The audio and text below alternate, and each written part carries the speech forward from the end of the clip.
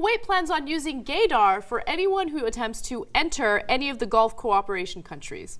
Now, the reason why they're doing this is because they're really afraid of, the homosexuality virus spreading among these countries. So they are using soft science as a way to solve this problem. So, by the way, they don't mean actual disease spreading like AIDS or anything like that. No, they mean the homosexuality spreading like a virus. Yeah. Because that's how it works usually. Like if one person touches another person who's gay, boom, that person becomes gay and it's off and running. Or if they sneeze in the direction of a straight person, the other person is like, oh, right, penis, totally interested.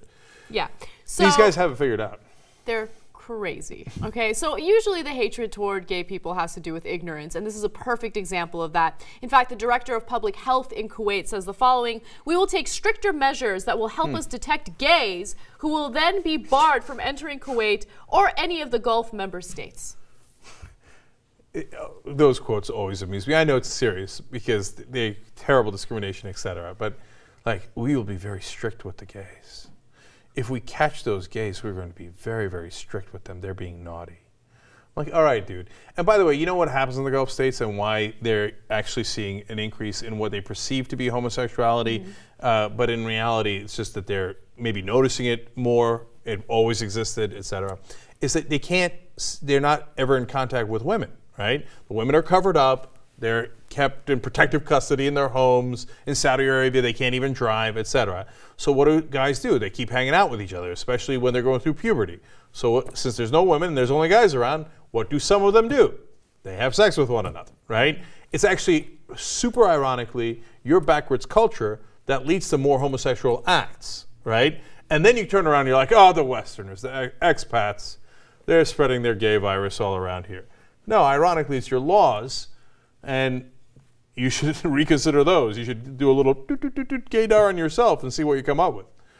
So stupid. And by the way, look, I don't believe in this at all. I think it's 100% bullshit, right? But some researchers are arguing that you can look at facial features and determine whether or not someone's gay just by looking at how far their eyes are apart and things like that.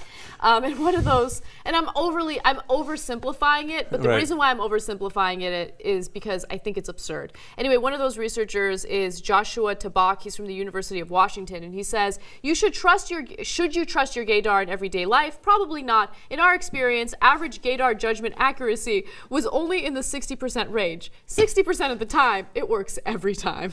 This demonstrates gaydar ability, which is far from judgment proficiency, but is gaydar real? Absolutely.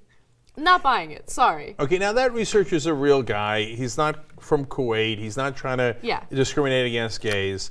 And he says, be careful. If you think somebody might look gay, you're not necessarily right, etc. But we've noticed some things, etc. Okay, but look, don't do it. All you're doing is encouraging the idiots that do pseudoscience. What I can't wait for is for this Kuwaiti idiot to try to figure out how he's going to do gaydar.